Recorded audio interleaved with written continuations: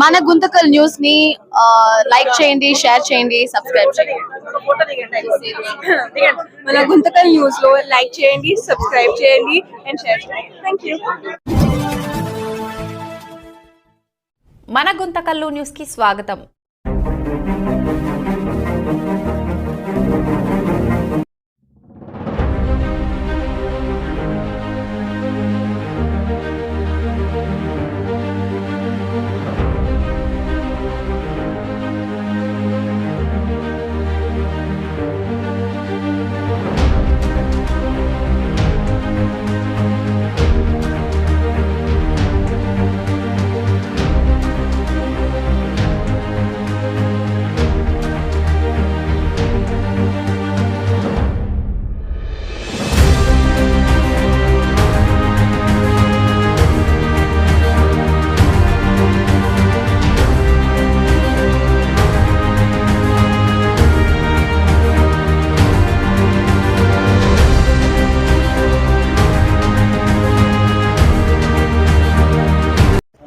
అందరికి నమస్కారం.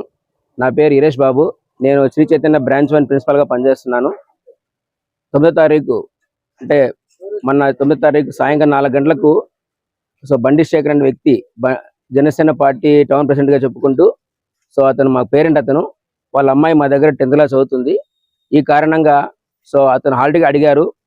కొద్దిగా ఫీజు పెండింగ్ ఉంది, ఇంతవరకు కట్టలేదు, దయచేసి కట్టమని అడిగితే కట్టకుండా నేను కట్టనని చెప్పేసి నా మీద దుర్భాషలు ఆడుతూ భౌతిక దాడులు చేశారు. ఈవెన్ ఆడవాళ్ళు ఉన్నప్పటికీ కూడా చూసుకోకుండా దుర్భాషలు ఆడుతూ అగౌరవపరిచారు. దానికి మనస్తాపానికి గురై నేను ఈరోజు గౌరవమైన డిఎస్పీ గారికి ఒక కంప్లైంట్ ఇవ్వడం జరిగింది.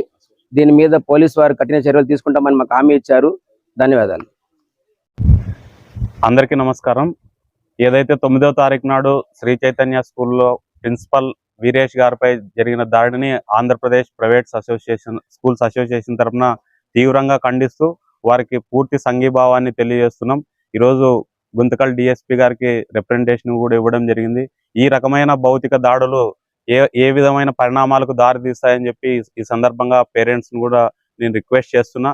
కాబట్టి పరస్పర దాడులు ఒక క్యాంపస్ లేక వచ్చి దాడి చేసినారంటే ఆ క్యాంపస్ లో కూడా చాలా మంది ఉంటారు. మళ్ళీ తిరిగి దాడి చేస్తే ఏ రకమైన వాతావరణం ఏర్పడుతుంది.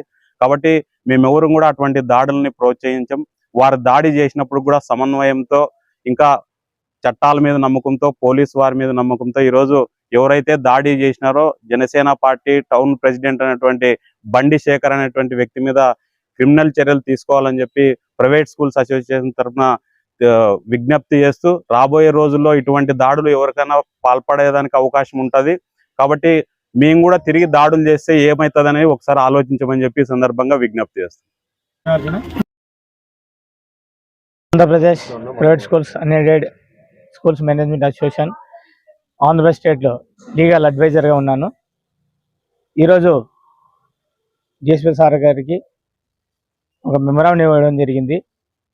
ఏ స్కూల్ అయినా సరే మీరు డబ్బు విషయంలో కానీ ఫీజు విషయంలో కానీ ఏదైనా అడగాలన్నప్పుడు మంచిగా మాట్లాడండి, అంతేగాని భౌతిక దాడులకు దిగకూడదని, వివిధ పదజాలాలతో మాట్లాడకూడదని నేను మనవి చేస్తున్నాను.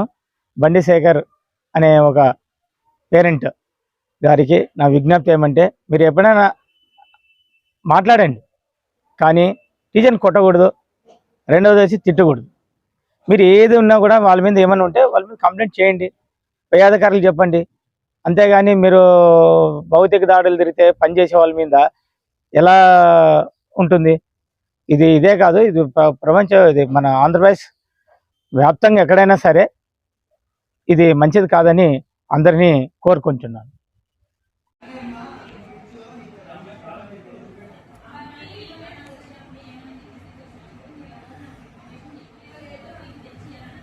సరిగా